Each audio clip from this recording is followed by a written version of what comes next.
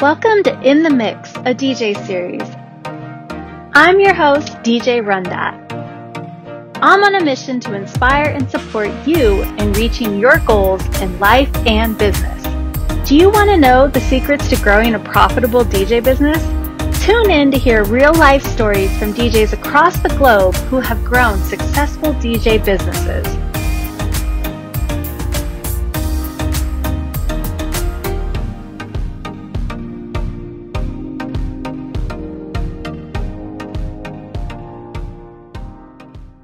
Today we have DJ Dazzler. Welcome. DJ RunDat. It's so good to be here on your podcast. Finally, this is a long time coming. Seriously. I know, but I never give up. I just trust that the right timing will connect and make it happen. I'm so glad we're finally doing this. Yeah, me too. I was looking at your website today. I was doing a little bit of research and your client list was like so impressive. I was like, okay, so you've worked for so many amazing corporations, companies, some celebrities, like residencies at nightclubs, radio shows, so much that you do. So I can't even wait to just hear all about it and how you've done this. Yeah, it's funny that you mentioned that because my website is at its present state is servable to the community, but I'm going through a rebrand. And, during this pandemic, it really, I'm glad you mentioned my past achievements and the things that I've earned throughout the, clients and opportunities, because this past year didn't feel like that. You know what I mean? So thank you for reminding me of where I've come and how far I've come. And I think the best is yet to come for all of us. Yeah, absolutely. I mean, I love looking back and reflecting on the accomplishments. And sometimes like you get to do that through an interview, or my business coach will give us exercises to, look back on and do a timeline of our lives. Or I've done it with my coaching clients. Let's do a timeline of our DJ careers. Let's look at the most amazing concerts we've gotten to open up for, festivals, or just really unique events or accomplishments, giving back to the DJ community. And it's powerful to do that. I love that you are working with a coach. I don't think a lot of people in our industry and in our DJ circuit do that. And I think many of our peers don't engage in things to invest back into themselves. So similar to you, I'm working with a coach in some form. I don't want to call her a sales coach because she's so much more than that. I'm learning so much about myself and my relationship with money in terms of our business. And, I previously chatted before this, which we can share on your, our interview here, but even being comfortable and confident with saying the price. I think old me, certainly prior to the pandemic, definitely many years ago, would have just been defaulting to the, but I can give you a discount, right? Even before people are even asking for it, And so I'm glad to hear that you're working with someone to help elevate your business. And you in turn are doing that for the community. So it's contagious, right? And it's you've always been someone in this community who is also looking to uplift everybody. And I'm in that same pocket because truly a rising tide lifts all boats, and I think historically, we talk about our competitors and fellow DJs in any type of lane that they're doing, nightclubs or private events or weddings, how like keeping rates to ourselves was like a secret. It's just like, no, we need to be open and talking about this stuff so we can set a standard for amongst everybody. And I have some theories about that, especially since we're all, most of us, we made it through, right? Like we feel like we have battle wounds from the pandemic of not working, but here we are, things look optimistic. And I'm all about elevating our value and our price points. Certainly there's other things of consideration that have, like you think of venues, you think of other types of vendors in the event space. They certainly have. Why not us as well? Yeah. I mean, inflation is a real thing. And just looking back 3 years ago, pricing for me has like gone like 300% or more or something up. Like, and you know how, what made me think to do this really was by interviewing people and them telling me, how do you prevent burnout? BB says, you charge more, work less. I'm like, that sounds Oh, great. 100%. I love BB, DJ Keelas. Her and She's I amazing. worked together with the local Los Angeles chapter here in the wedding circuit called Tuesdays Together. And she's, you know what, her and I, we've been parallel for up and in terms of like our existence. And I'm really glad to be in the same pocket with her because I think she's fantastic. And I would agree with DJ Keelas on that point where raising your rates and working less, but also being selective of the opportunities that come your way. In fact, I got 2 leads today. First of all, thankful that leads are slowly starting to come in. I hope you're experiencing the same thing. But with that, I'm treating each opportunity that comes in and really evaluating if it's a fit for me. And if I'm a fit for them, I think old me would have just been, yes, take them in and book them. A, income, yes, but B, just like, let me just stay busy and stack myself up. No, I'm not doing that anymore. I'm really trying to be selective. And it's also due diligence back to the client, right? Like how many times can you, like most DJs really have an honest conversation with themselves and say, oh, I took that gig, but I knew I wasn't for it. And it was like a miserable experience, or they know it wasn't for them. And also let's not forget like the client experience that affects the client experience too. So maybe things were fine and all you had to do is play music, but it wasn't a good experience for you. It was something, a good friend of mine, local friend of mine, coined a term gig dread. You know, like when there's that gig you have in your calendar and you're like, you're just not looking forward to it. Like that's a unfortunate feeling. And to think that we have control over that by not taking that gig at all. But what I'm loving these days is if I see a lead come in, and if I know deep down in my heart and in my mind that I'm not the right person for that gig, I love that I can be like, you know what,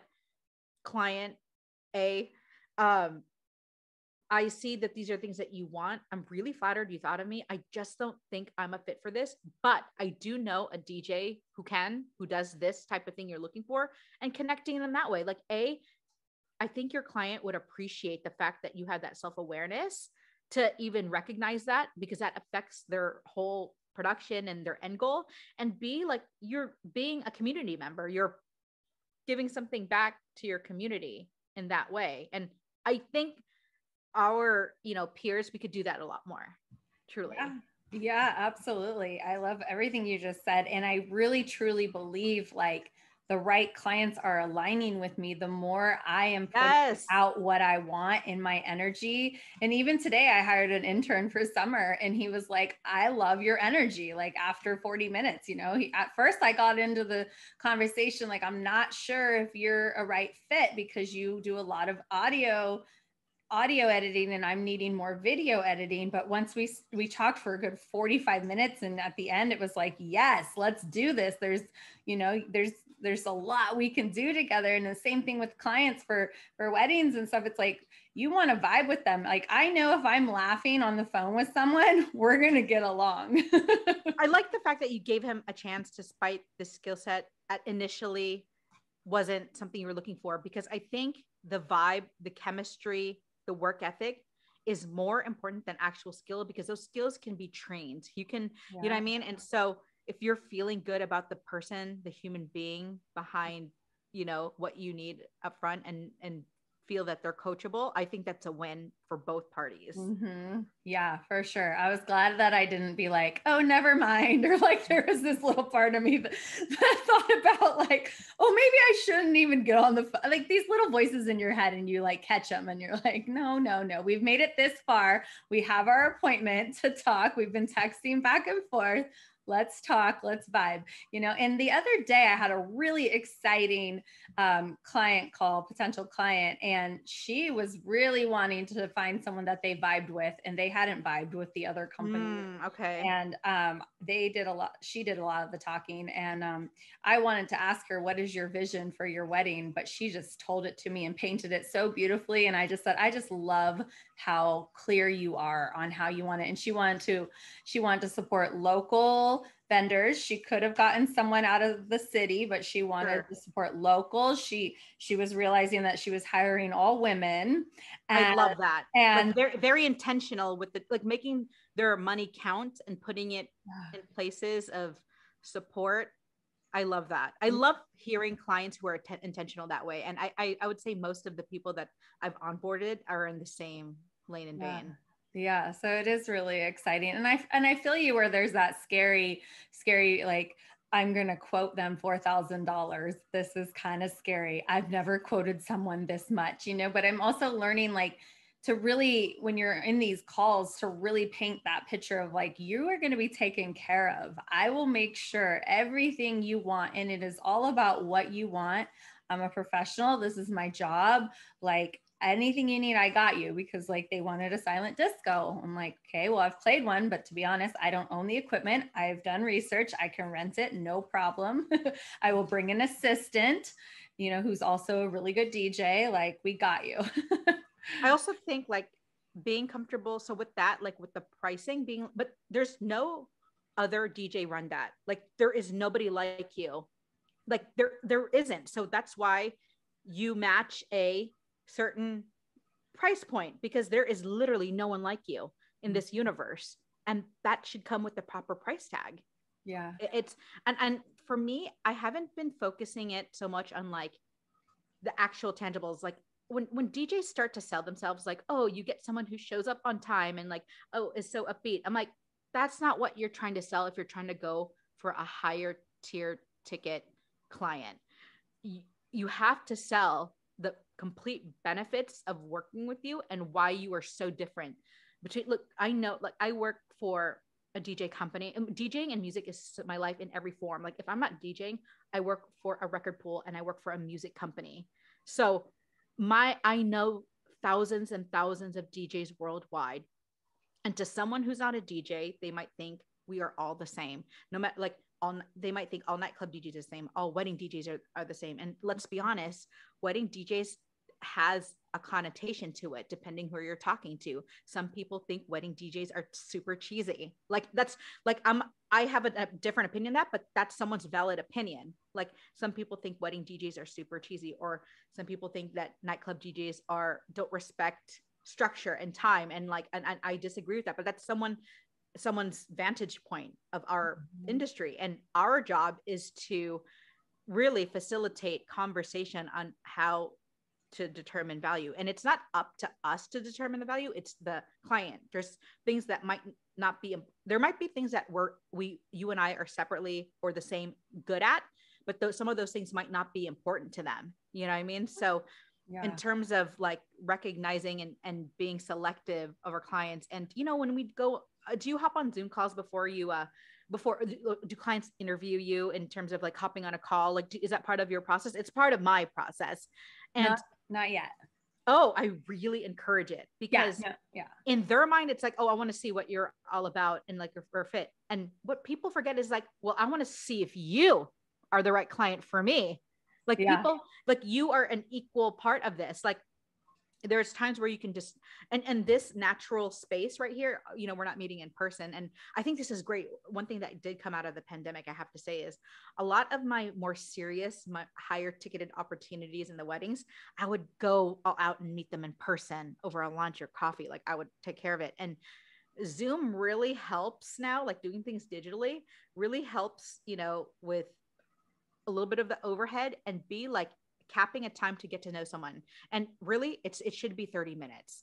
Like anything beyond that, I think is going to be repetitive. And if you as a business haven't conveyed what you do in that ample amount of time, then the sales process needs to be buffered, in any sense. But I do welcome this, like just the way you and I are communicating, like before clients sign a contract with you, but actually before you even send them a proposal, this should be first. That's the first step.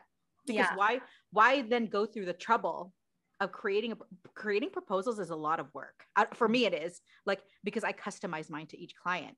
So why go through that if knowing full well, like, let's say, because in this conversation with a client, you'll know what's important to them. Is price important to them?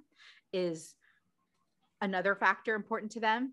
And right then and there, after you can leave the call confidently and be like, you know what, client A and B, it was so great meeting you. I don't think I'm a fit for you again, and then you don't go through that next phase of your time, because time is so valuable. Or B, you find out you are a match, and then you can go ahead and take those next steps. And they've already grasped your energy, and little things like that help step away from like making price a factor of why you're booked or not. Yeah, no, I agree. It's definitely something I'm wanting to do. And I realized in the past, like there were couples I had never seen. I didn't even know what they looked like going into the gig. It's been all so different. Every event was so different. Sometimes you get booked through a wedding planner. Sometimes it's referred through a friend. Sometimes they find me on Google or Yelp. Like, and it's just, it's I'm now at the point where I really realize the value of having these conversations on video. So I definitely am going to work towards that. But I always try to get them on the phone first. And then we vibe through the phone. And then the other thing is just really nurturing that relationship, getting to know the clients before their day as much as you can. So you can really provide them, like a service, custom to them. You can vibe with them. You can tone it down a little, you could turn it up a little. Like if you need to be a little more excited, like on the mic, or maybe they don't, you can catch their vibe and you can roll with it. Right. Yeah. I think touching point with, and touching point with clients is key, but the more selective DJs are, that process becomes easier. So that way you're not managing a dozen or more leads in a week. It's the core ones that you want to serve, and it's exciting and you look forward to it. And before old me, I would have a pain in the ass fee. Like if I knew a client was going to be a pain in the ass, I would literally make sure I charge more. And then I sat back during the pandemic and I thought about it. I'm like, I don't want that type of person in my circle. Like a client, a person, a friend, an individual. It's like, it's up to me to curate this space and service people that are like-minded like me. So I've made that even, so I'm going through a rebrand, as I mentioned to you before. I'm making that a part of my messaging. Like what, I don't know if you've seen my Instagram, especially during this interesting year of the pandemic and social justice, it is very clear where I stand. It's also no secret that I DJ'd for the, Biden-Harris voter education campaign. So it's very obvious where my values lie, and the campaigns around that I'm in line with. And without me even explicitly saying it, that through my content, and I'm me. So that way, when you catch me face to face, you're not surprised. Like, so my goal is when people see my content, when they see my site, once it's done, they're either going to be like, oh my gosh, we love her, we want to hire her. Or they're going to be like, what the hell is this? Absolutely not. Like, she believes in this. We don't want to hire her. I welcome that just as much, because I don't want you in my inbox asking me for quotes and price, knowing full well we weren't going to even gel right. So I'm leaving it to clients to turn me down up front at any phase of this juncture in the lead process, if you will. And I think it's really important that we're transparent about it. Yeah, absolutely. I love that. That's so cool. So how was that experience DJing for the Oh yeah, it was fun. It was live streamed. So Tessa, who connected me with that, was an integral part. And I think what's great about working with other like-minded people and like-minded DJs is really rallying in the same beliefs. So, when it comes to nonprofits or charities or organizations that are very near and dear to my heart, like I will always be at the front lines of LGBTQIA+ causes, Black Lives Matter, body positivity, things of that, women empowerment.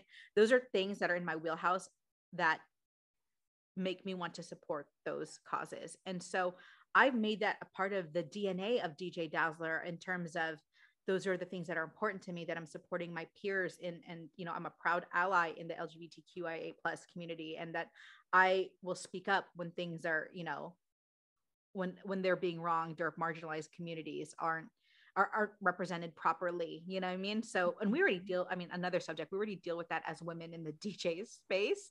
But in terms of things that are important to me and working with DJs that have that similar value system makes me want to gravitate to peers like that. Yeah, I hear you.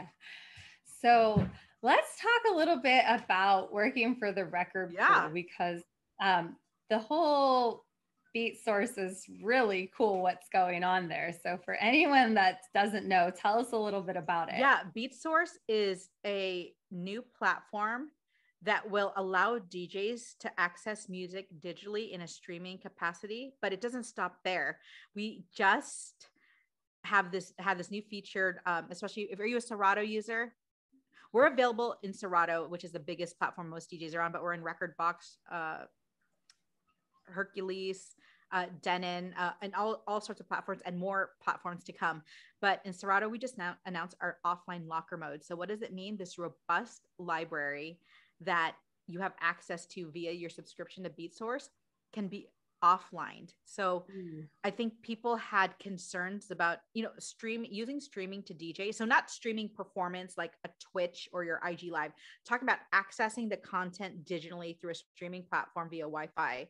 So, and that you can use it for live performance. There were several concerns that we wanted to address and provide solutions to. And one of them is the offline locker mode, where you could take these tracks digitally, kind of the same technology as if you have Netflix.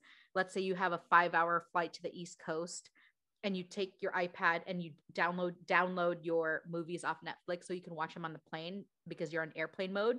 Same thing that we're doing in the DJ space, where you can offline these tracks. Let's say, the place that you're at, the Wi-Fi is really iffy and unstable, or let's say just for peace of mind, you want them in your library for a temporary amount of time where it's there without any type of connection, and you can perform with those. It's been a game changer in terms, you and I do quite a few private events, and correct me if I'm wrong, but with you, but at least, my clientele, I do accommodate requests. I know a lot of DJs are like, oh, I don't take requests. I do. It's not a problem for me, just because I mean, and obviously depending on the right opportunity, but in terms of I am there of a service, especially at these, really high visible events, especially when there's certain VIPs that need to be accommodated. And if you didn't have a song and you're like, oh my God, I need to have a track, Beat Source is for you. You can totally find it there and play it. And a lot of interesting developments happening. Intro edits and remixes are coming. We're talking about for not just top 40 songs and current songs, but we have proper back cataloging. I don't know if you know this, but our favorite record pools out there, and let me take off my brand hat for just 1 second and I'll put it on. Like any DJ, I access all of them, like anybody. I think you diversify where you're getting all your resources, but having back catalog content is technically illegal. So the ones that have your throwbacks, they're not supposed to be doing that. It's not licensed properly to do that. Yeah. So I don't want to scare our DJ community, but at some point, the record pool model is no longer going to exist. So if you're downloading music, you almost have to get ahead of the curve and sign on to a Beat Source, because what happens when your bloodline of how you're getting that music, what if that site no longer exists? And you'll see record pools start to die off pretty soon because the labels are being pretty strict about it. Well, it makes sense because I keep trying different ones because I'm a reggae dancehall girl, and I've seen your streams. Your streams make me want to take a vacation, girl. I've seen you DJing on the beach and you're on Twitch. I've seen those. Yeah. But okay. So to your point, probably the sites that you have them, it's they don't have that content, or B, they might have it one day and it's immediately gone, almost at a suspiciously rapid pace. Wait a minute, I just saw that artist that's on there and it's gone now. It's because the labels are really hammering down on how music is distributed throughout the record pool ecosystem. Yeah, because I've had a hard time finding one that was satisfying to me. And then, the streaming thing doesn't really exist for Humboldt County where I live. I mean, supposedly we're getting Starlink internet from Tesla any day now. I'm signed up, so hopefully we'll be getting this super fast satellite internet. But I do so many different types of events, from rock and roll. I've seen you. Oh yeah, you do a variety and a very diverse range of gigs. So I'm sure like your music collection is pretty robust. And there's that, and there's also maintaining that. Like, God, music organization and digging for music is like the gift that keeps on giving, for better or for worse. Because, and if you were like me last year, I didn't, my upkeep game was, let me hide when I say this, wasn't that good. You know what I mean? Because I wasn't DJing often, but really I should have used that time to, you know, like acquire things that I didn't have, or like find more interesting things, but I didn't. Like it's definitely a mental health thing too. It's like, you know, is this pandemic over? Are we, you know, someone like me who's very outgoing and not gigging out and with people and hugging people, and I didn't feel inspired to dig for music. So I can totally feel you when it comes to like finding stuff that you want to play, you know. Yeah, like inspiration towards different parts of my work and passion like would change. Like sometimes I would, you know, what was nice was that I would challenge myself and sign up for these like collaborative live streaming events, and that would push me, kind of force me. That's a good way to actually test the waters and expand your library. Yeah. You know what I mean? Like, so that's great. So you were doing like these raid trains essentially on Twitch. That's a great way, and very community centric, like like working with other DJs.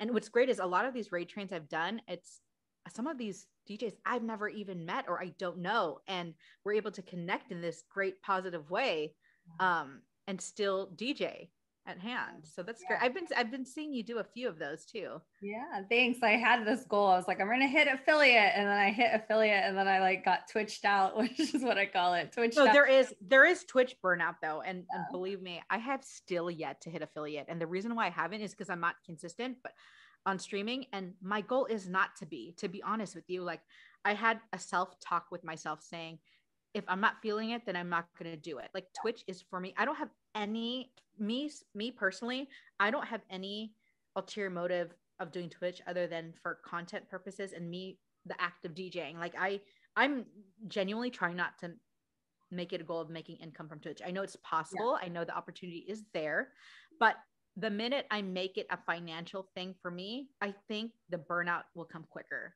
Well, yeah, absolutely. It's not a financial thing, what it was, which is kind of hilarious. So my best friend just got really into Twitch. To be honest, she had gotten COVID and she was in bed and she was just listening to Twitch all day long. The reggae community is on there. And she really wanted me to hit affiliate so she could help create custom emotes for me. Oh yeah. That is the benefit of becoming affiliate. That's the reason. So no, that's a positive thing too, because that's something that's yours. It's branded as you. So that's a value. I mean, I definitely am excited to become affiliate at some point for that reason as well. However, I'm not going to extend myself on something like that simply for those reasons. But I do think that is a plus.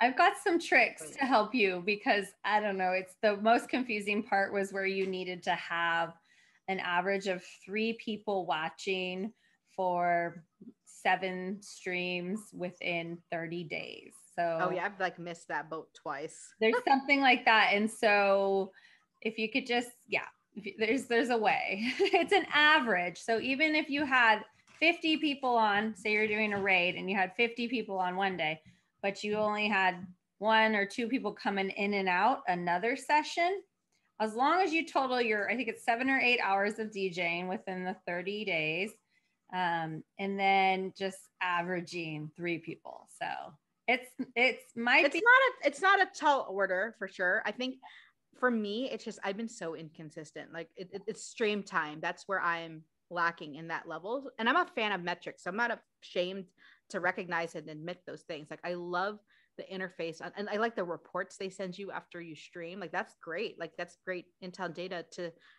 to show who exactly is tuning in to some very limited capacity.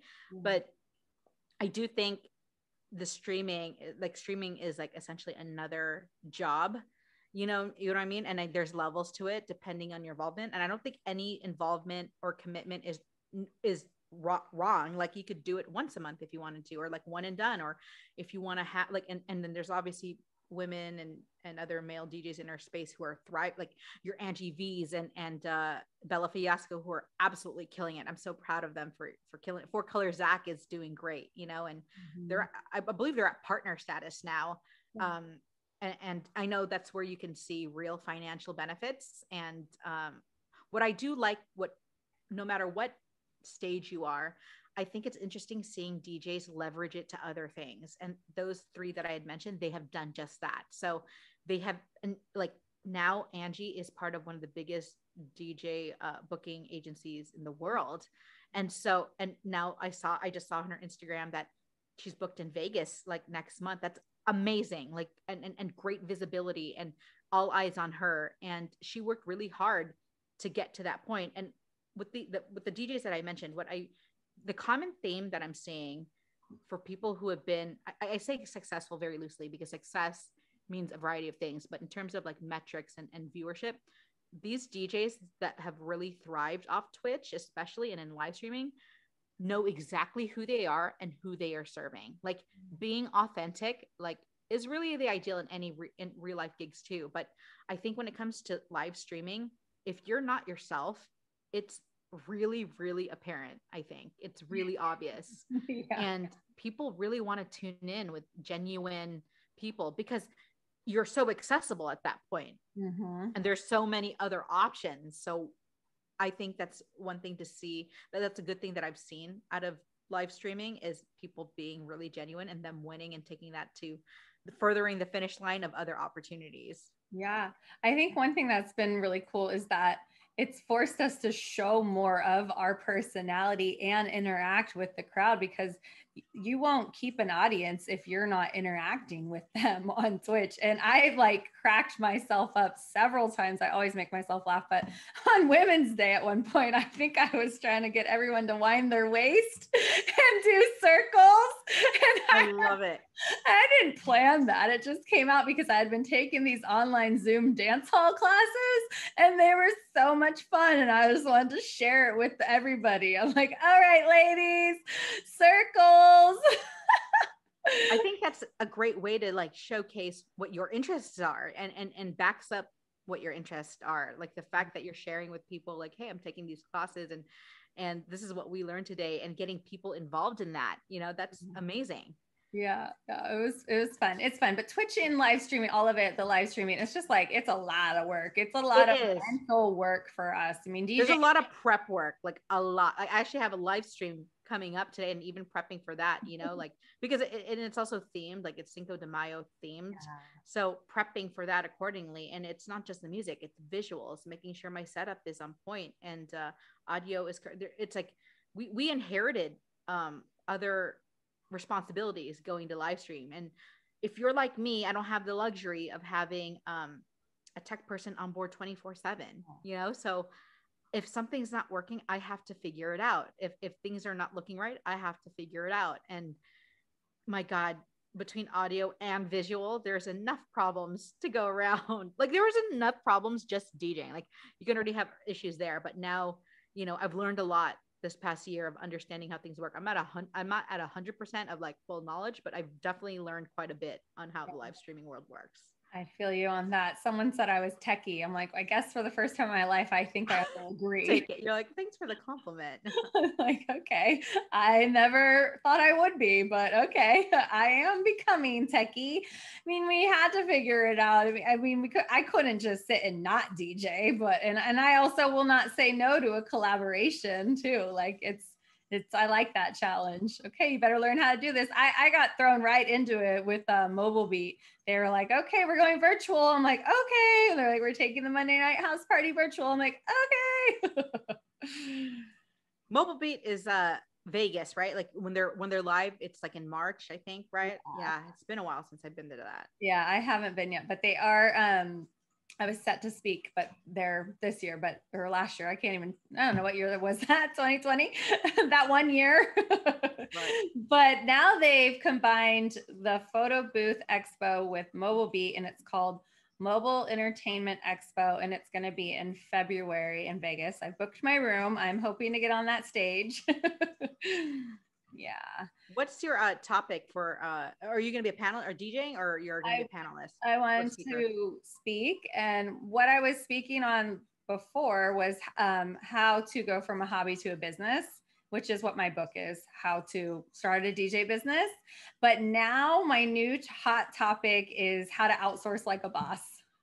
Oh, wow. Okay. Mm-hmm. I think outsourcing definitely is a thing I need to improve on. Like, I'm just so type A, like I need to be in control, but I'm like, you cannot scale if you don't outsource some of this stuff. Like you know what I am slowly integrating, like I'm like a proper CRM Me into too. my system an automation. I used to not automate things because it was like, I just don't want it to not sound like me. I don't want it to like, I mean, I want to still appear to be genuine, and you can do those. I've accepted it. Like you can do those things, but if you want to scale, if you have any interest of scaling and growing, you have to outsource and you have to automate. Yeah. That's just the truth. And that's not even an industry specific thing. That really is just the science, right? Yeah, totally. I actually just signed up for HoneyBook for the first time. I'm testing it out. Oh, good for you. Yeah, because I've never had I've never had it set up where my clients can sign their contracts digitally, which is like, that's pretty important. So, It is, because I don't understand DJs who do the whole, here is the contract. You need to print it out. You need to sign a check, a physical check, and mail it back to me. If you are not accepting payment in a digital form and you're not allowing digital signatures from clients, you're taking yourself out of the running. Mm-hmm. Like, even as a peer, like that's not even a respectable way to do business, because it's so antiquated. And it just like that quality spills out in other things that people might assume of such. Like, if they're doing it that way, are they going to be, if they're doing things old fashioned, are they going to play old fashioned then? You know what I mean? Like, and this is not me with that belief. I'm just saying, like, how clients think, you know what I mean? Because they don't know us personally. So, and they don't know our work ethic. They're just judging off those small interactions that can lead to different types of thinking, you know? So I'm really glad that you're doing that in terms of being paperless, and it's more efficient. You can track it. You can see when they've opened it a million times, and you could send reminders. It's great. Yeah, it's really great. Good for you. Super excited, because I would have this contract and I'd email it to them, and then a couple of people were like, can you print it and sign it to me? And like, I have a bad relationship with printers. Like, I probably have 4 that need to go to the recycling. Oh my God, the printer hates me. I like, and then when I especially need a printer mouse, will decide not to work. Like, they can smell my fear for sure. Printers can smell my fear. Like, oh, Dazzler really needs me right now. I'm gonna break down. Yeah, I just email things to our local like computer store and they print for me at this point. I'm trying to avoid printing anything. So super excited for the digital signing, and like I get to learn automation also. And it's always improving. I feel like in my community, because I am in the woods, that like, and just in such a rural area, like there are not very many techie people, really. There aren't. They're mostly farmers. And so that puts you ahead of the curve. Like, if that's the case, I would run with that and be like, I am like the standard. And then like and people see that you're saving them time and money to get, like, you're making yourself easier to book, versus your competition is still doing things the old way. You know what I mean? Like, you're setting the standard that this is the new way of operating a business. So that's really great that you're at the forefront of that. Yeah, it feels good. I love, always learning and making improvements and adding things to the business. It's like fun for me. So I have a question about the beat source. Sure. So my Spotify has like the best playlist. Like, that's been my go-to for my personal music and for gigs. So there is a website called, I think it's called Soundiz. And Soundies. Yeah. That's a great website, by the and Tune My Music, which does the same exact thing. Yeah. Soundies. Really great. 2 Yeah. I's, right? So can I transfer Spotify playlists to BeatSource? You 100% can. That's what those websites were made for. It's free for you to do that. So if this is the fun part where how you can interact with your clients. So I think the old way of asking, let's say a wedding, for example, a lot of DJs would be like, tell me, like, write down your list of songs on this Excel spreadsheet or send it to me. And I'm like, it's so much freaking work. Like most of my clients, I'll speak for them, use Spotify in a leisurely basis. So they're able to make a playlist. They send me their playlists and I'm able to like use Soundees or Tune My Music, and it creates those playlists into BeatSource. Yeah. Pretty damn incredible. Yeah. That you could do that. Yeah, absolutely. So then my other question, because I'm this close to signing up to be today. You get a 30-day trial too, by the way. So if you try it just to like try it, if you hate it or don't like it, you know, you can unsubscribe for sure. Yeah.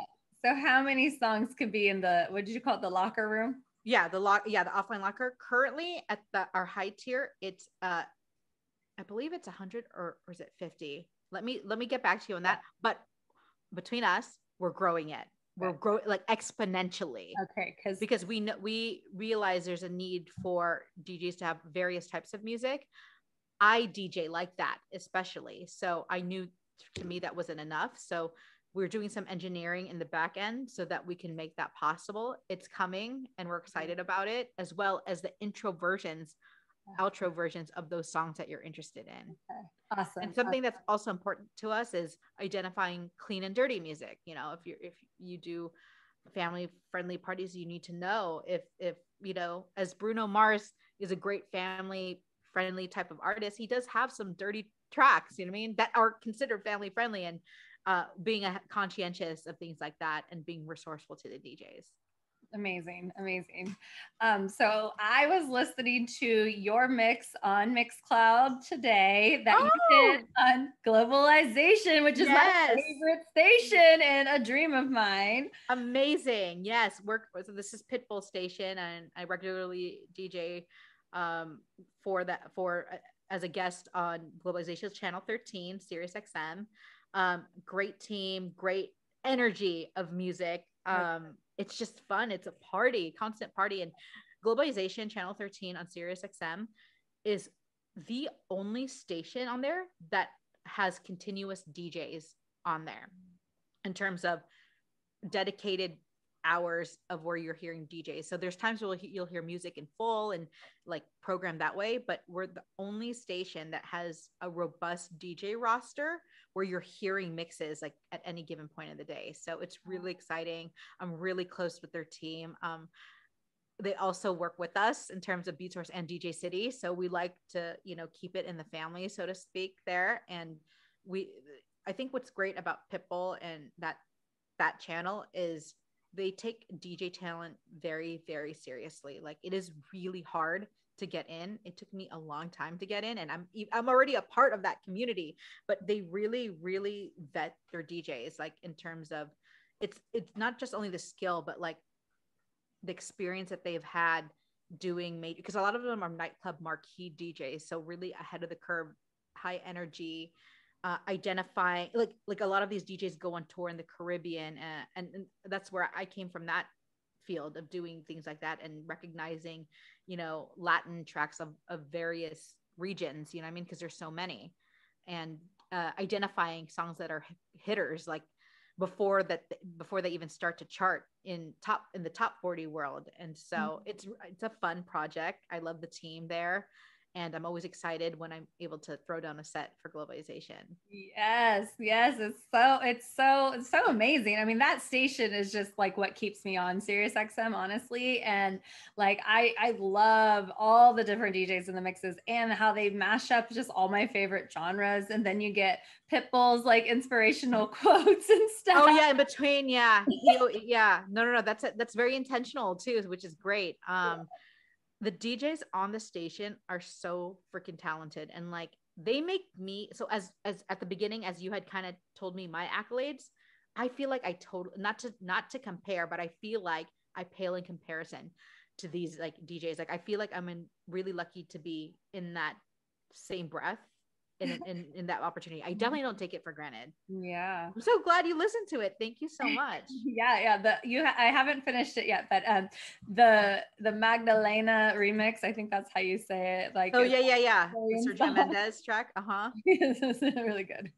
Really good. And then there was some mashups with I don't know, was it the Bon Jovi beat? There was something in there. Oh yeah. Okay. I roughly remember what you're talking about. Yeah. And you've opened up for John Bon Jovi, right? Yeah, I've performed with him. Like With it's him. yeah, like I shared the stage with him, and yeah, what an opportunity that was. That I hope for more opportunities like that. It's like manifesting that, right? So Mhm. I'm getting my mindset right for more opportunities like that to come my way. Hopefully, as we're at the tail end, crossing our fingers of this pandemic. Mhm. Yeah, I mean, my business coach, she's an empowering business coach, empowerment coach, business coach. It's like, it's way more, like you said earlier, it's way more like the personal development. Like it's 80% mindset, 20% strategy. Like, and just believing that we can do these things. And I've had on my vision board from 2018, it said to DJ for a big like thought leader. I think it says Tony Robbins and Pitbull. I want to DJ one of those big Tony Robbins conventions where Pitbull's there performing. Like I visualize this one sometimes just when I'm like in the dreaming big meditation. Right. Yeah. Yeah, I mean, absolutely. And nothing's out of reach. It's really like we get into our own head. yeah. And I think the biggest thing about where it gets us there is I think and I'm guilty of this too, even I'll raise my hand, but I think our community gets stuck in like comparing ourselves to others. Like one thing that I hope and wish for our community is like, let's all have the spirit and learn and master the idea of being happy for somebody. So if you feel like you didn't get an opportunity and somebody else did, it's like, be happy that they got, like, it's one of your own who got it. Like, man, I'm bummed I didn't get it, but so and so got it. I'm like, yeah, good. It's one of our own that did, and we should champion behind them. And sometimes it's not personal. Like maybe if we don't get a gig, it simply is like maybe we're just not the right fit, or it's not, the timing isn't right. Like the world works in mysterious ways, and other things manifest when sometimes we're not looking, you know, and total. And this is like mindset talk, by the way, like things that I really learned. Like I'm telling you, like what I'm going through in this self-development phase is like this mindset about money, like being comfortable. I used to be uncomfortable in the quoting process. So, and I dared myself even during the pandemic, like I'm tripling, quadrupling my rate, like for no reason other than that I am DJ Dazzler. You can't get DJ Dazzler anywhere else. So this is the price tag. Yeah. And not discounting. Like we need to stop discounting. Like what does discounting do? Like you can show value in other ways. That's another conversation we can do. But like the price is the price. And I think we hurt ourselves and we hurt each other when we're taking things that are pricing things super low. Like anytime you price something super low, it really hurts the community, because what incentive, like if you're going to get rehired again, or like if someone refers you, what incentive do you have to quote at a full price rate when you've already dipped the pricing structure down? Mm-hmm. Yeah, money mindset is super important. Have you read the book You're a Badass at Making Money? No, it's in my, is that Jen's book? No. Yeah. Yeah, like it's in my Audible like wish list, I think. Yeah. So I love that book. I even listened to it with my 8-year-old son at bedtime. Like I got him enrolled in it. He said, "Put on the money book, Mom." Oh, look at him. And then now, another goal of mine is just to have more financial literacy. I'm learning about crypto, I'm learning about stocks, learning about, how do I pay this mortgage off quicker, how to be a smart investor. Really, that's like the next level. Also growing my DJ team because we have double bookings, and then, just valuing my worth and also my gratitude for money. I post it all the time when I receive money. Often I post on Facebook, I am grateful for the money I have. I am a money magnet. I'm pretty sure that's a mantra that came from the book, The Secret. And, like I set these money goals this quarter with my business coach and our community. We all set these goals. And I said, I want to book this many weddings. I want to make this much money. And I just said, I want to source this much money. I didn't say I'm going to make it, how I'm going to make it. let's just say I've quadrupled my goal, and we're only amazing. We're only a month in.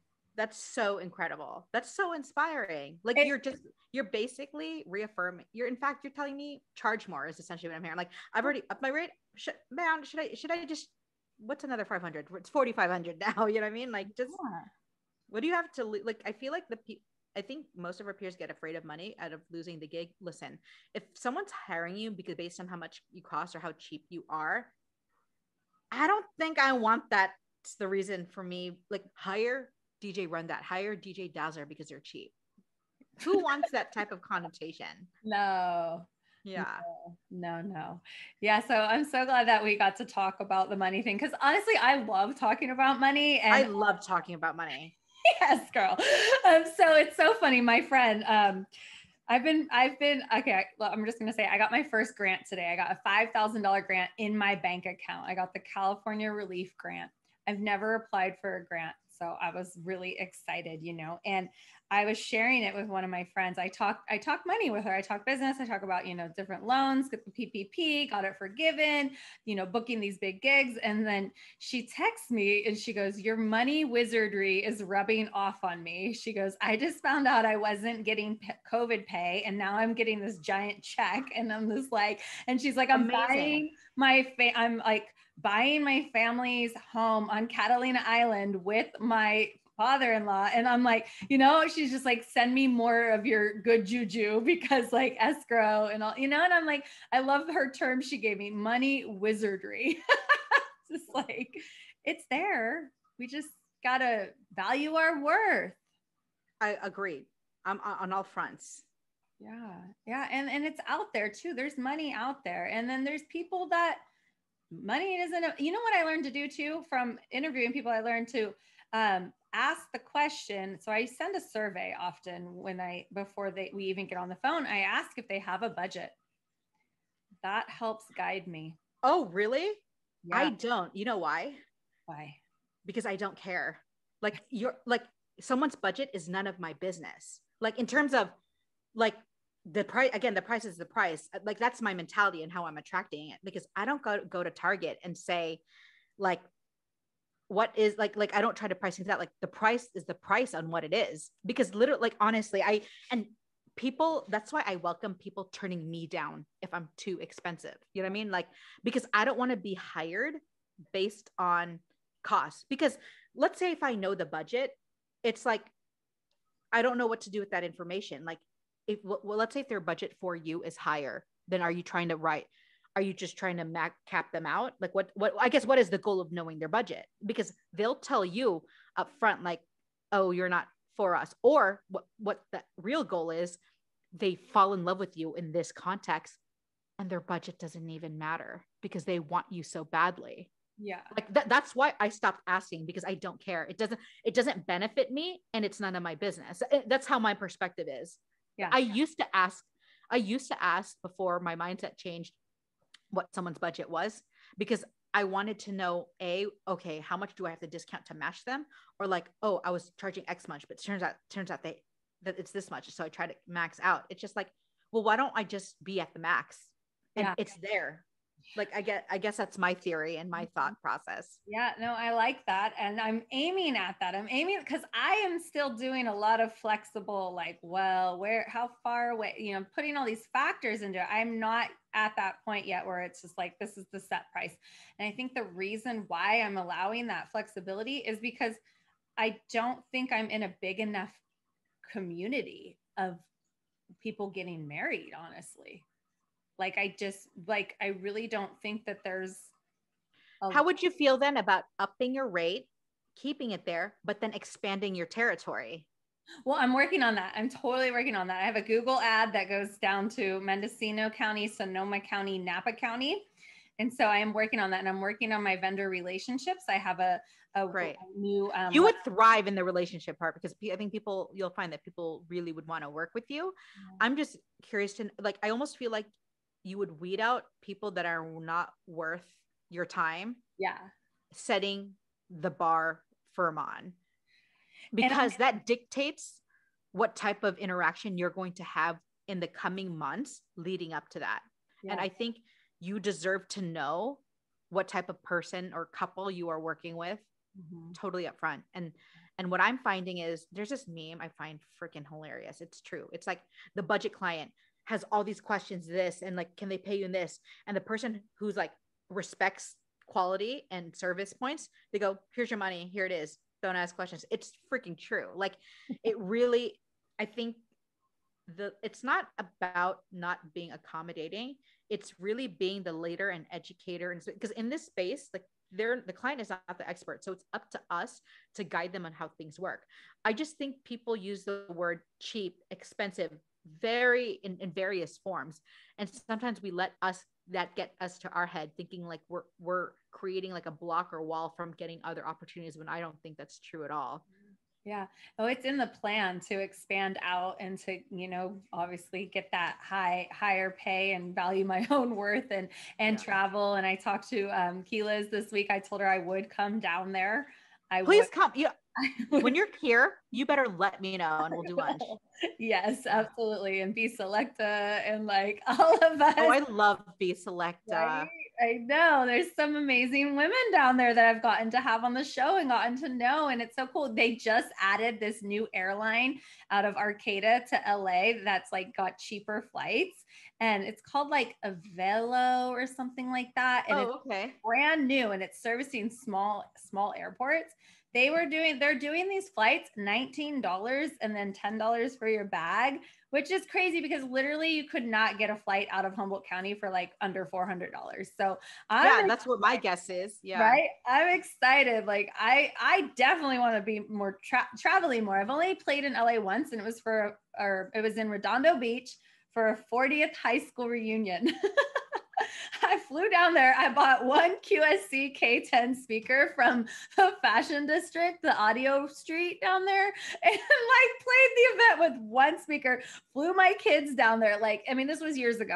I now always bring two speakers, but I was like, how am I going to... How would you feel about outsourcing it? There's so many opportunities here, like hire a team to set it up and you plug and play. That's what Keyless was looking for, was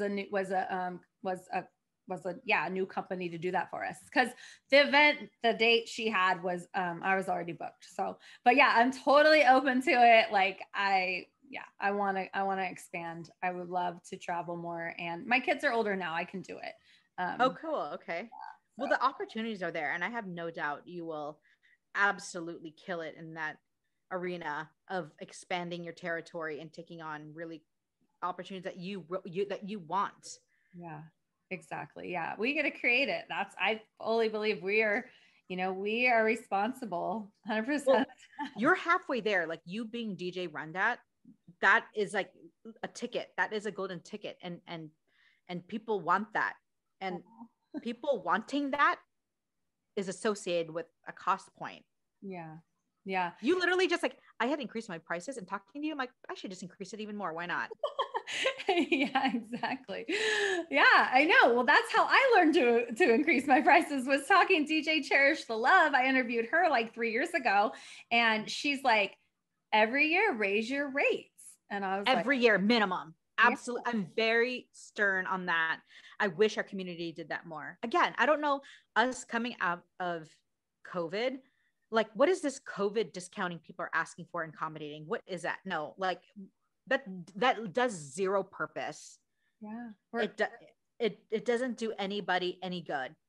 Because you know what happens is, what I'm finding is when you discount something out of the frivolousness of discounting, your effort, slowly starts to deteriorate. You're trying to rock the gig off one speaker. You're trying to do less as you can because you don't feel like you're getting back. We've all been there. Like that's not a unicorn situation. That's a universal thought. Like that's why I'm not doing some of these agencies that are trying to book out in-store stuff. I'm slowly starting to kindly decline, because it's just, I feel like I've outgrown that opportunity altogether. Like it's going to take like $300 for me to go to a mall to DJ for 4 hours, $300.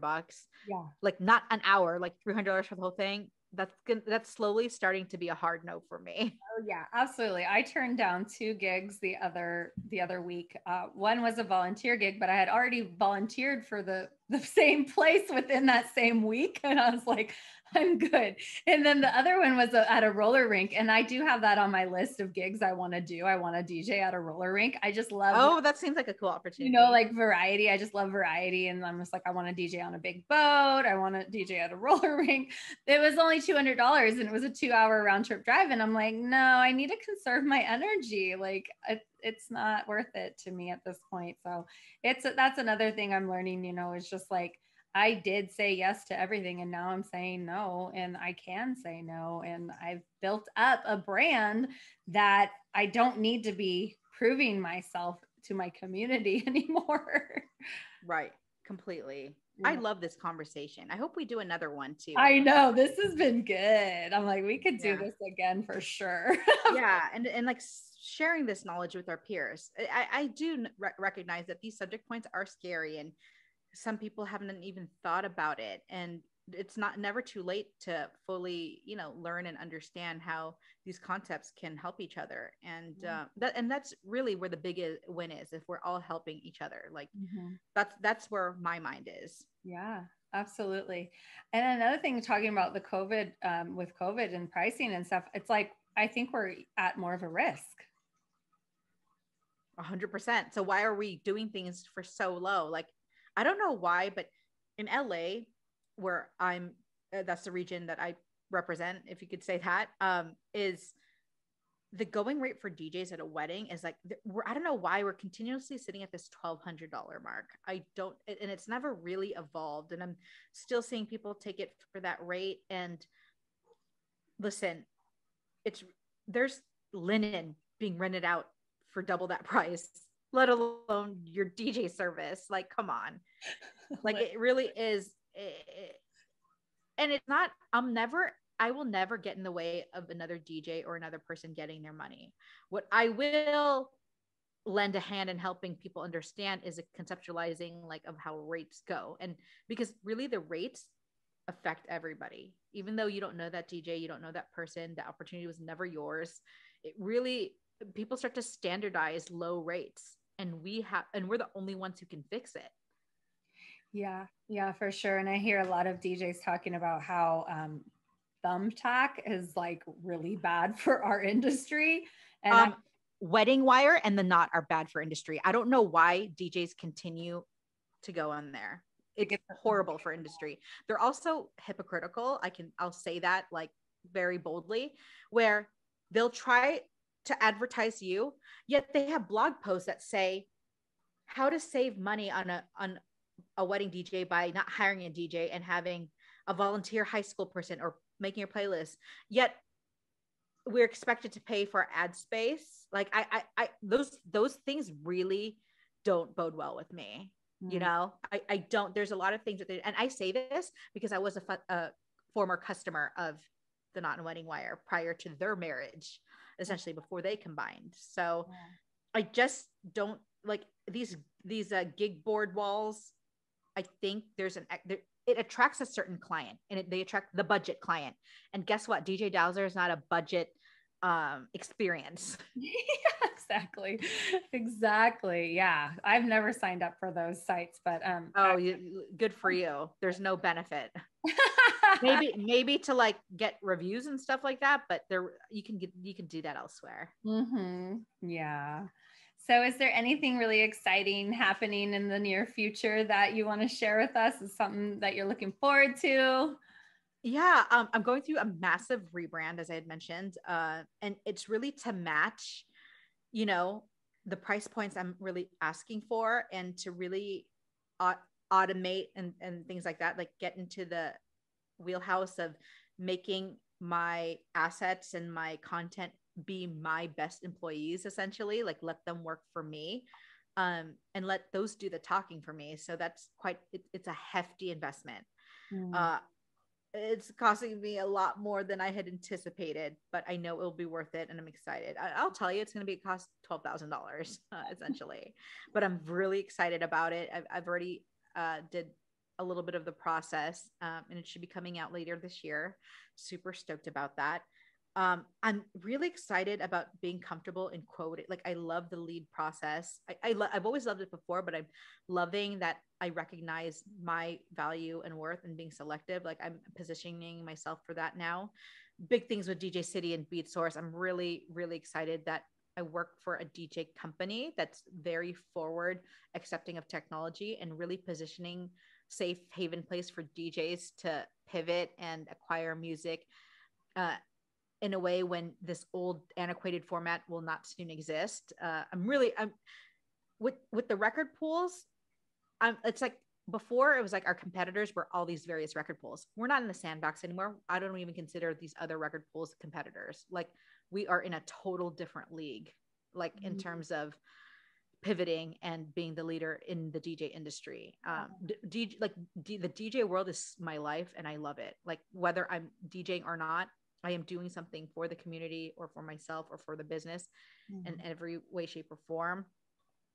Communicating and like connecting with people like you throughout this pandemic and on, I'm really stoked about. I don't know if we would have connected at all before, because maybe the excuse had been the regional thing, like, oh, you live so far and this, and now like you're reachable. So I think more of those types of connections to come is exciting, and really more manifesting more opportunities. Yeah, giving me chills, girl. I love it. Yeah, no, you're right there. Like, you this call just inspired me, like, even like just to amp up and press the gas pedal in certain areas. Exactly. No, I'm feeling fired up. And that's a big goal of this whole podcast, is to inspire, motivate, teach, like connect, share our stories, because that's how I learn. I'm learning a lot every single time I interview someone. So thank you.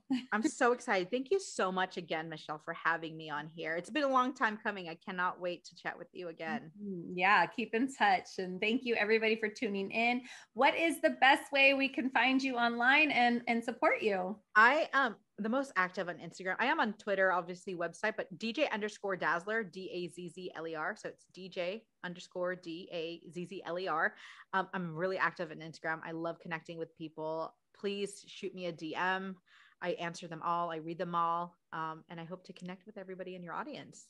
Awesome. Well, thank you. Until next time. Bye. Bye, everybody. Thank you, DJ RunDat. Thank you.